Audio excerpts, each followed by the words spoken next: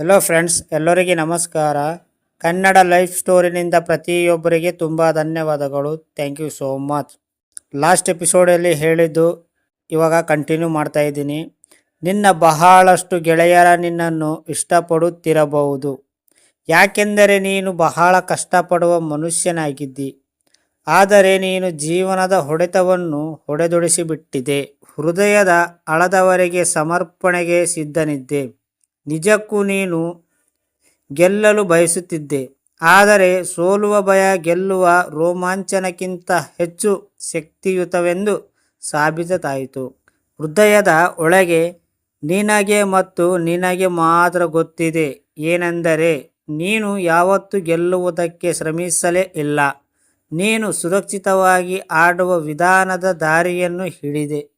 ನಮ್ಮ ದೃಷ್ಟಿಗಳು ಮತ್ತೊಮ್ಮೆ ಒಂದಾದವು. ನಾನು ಕೇಳಿದೆ, ಅಂದರೆ ನೀವು ನನಗೆ ಹೊಡೆತ ನೀಡುತ್ತಿದ್ದರೇನು?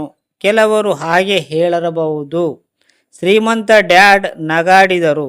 ನಾನು ಹೇಳುವುದಷ್ಟೇ, ನಾನು ನಿನಗೆ ಜೀವನದ ಸ್ವಾದವನ್ನು ಉಣಿಸಿದೆ. ಜೀವನದ ಎಂತಹ ಸ್ವಾದ? ನಾನು ಕೇಳಿದೆ.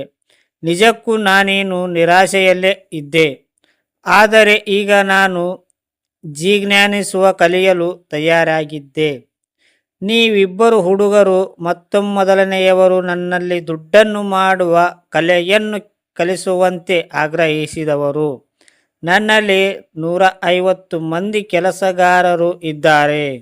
ಅವರೆಂದೂ ನನಗೆ ಹಣವನ್ನು ಸಂಪಾದಿಸುವ ಕಲೆಯನ್ನು ಕಲಿಸುವಂತೆ ಯಾವತ್ತೂ ಹೇಳಿರಲಿಲ್ಲ.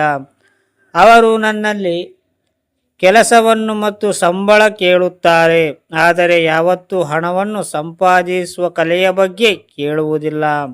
ಹಾಗಾಗಿ ಬಹುತೇಕ ಮಂದಿ ತಮ್ಮ ಜೀವನ ಪೂರ್ತಿ ಬಹಳ ವಿಶಿಷ್ಟವಾದ ತಮ್ಮ ಕಾಲವನ್ನು ಹಣವನ್ನು ಸಂಪಾದನೆ ಮಾಡುವ ಕಾಯಕದಲ್ಲಿ ಕಳೆದುಕೊಳ್ಳುತ್ತಾರೆ ಮತ್ತು ನಿಜಕ್ಕೂ ಅವರಿಗೆ ತಾವು ಯಾತಕ್ಕಾಗಿ ಇಷ್ಟೊಂದು ದುಡಿಯುತ್ತಿದ್ದೇವೆ ಎನ್ನುವುದು ಅರ್ಥವಾಗುವುದಿಲ್ಲ. ನಾನು ಕುಳಿತಲ್ಲಿಯೇ ಮೌನವಾಗಿ ಕೇಳುತ್ತಾ ಹೋದೆ. ಹಾಗಾಗಿ ನೀವು ಹಣವನ್ನು ಹೇಗೆ ಮಾಡುವುದು ಎನ್ನುವುದನ್ನು ಕಲಿಯುವ ಬಯಸುತ್ತೀರಿ ಅಂತ ಮೈಕ್ ನನಗೆ ಹೇಳಿದಾಗ, ನಾನು ಇಂತಹ ಒಂದು ಪಾಠ್ಯಕ್ರಮವನ್ನು ಹಮ್ಮಿಕೊಳ್ಳುವವರೇ ನಿರ್ಣಯಿಸಿದೆ. ಅದು ಅಸಲಿ ಜೀವನದ ಪ್ರತಿಬಿಂಬವಾಗಿರಬೇಕಂತ. ಹಾಗೆ ನಾನು ಹೇಳುತ್ತಾ ಬಹಳ ಸುಸಕ್ತಿ ಹೋಗುತ್ತೇನೆ, ಆದರೆ ನೀವು ಎಂದಿಗೂ ನನ್ನ ಮಾತಿನ ಅರ್ಥವನ್ನು ಗ್ರಹಿಸಲಾರಿರಿ. ಹಾಗೆ ನಿಮಗೆ ಜೀವನದ ಹೊಡೆತದ ಸ್ವಾದ ಉಣಿಸಬೇಕಂತ ನಿರ್ಣಯಿಸಿದೆ. ಆ ಮೂಲಕ ನನ್ನ ಮಾತನ್ನು ಕೇಳುತ್ತೀರಿ.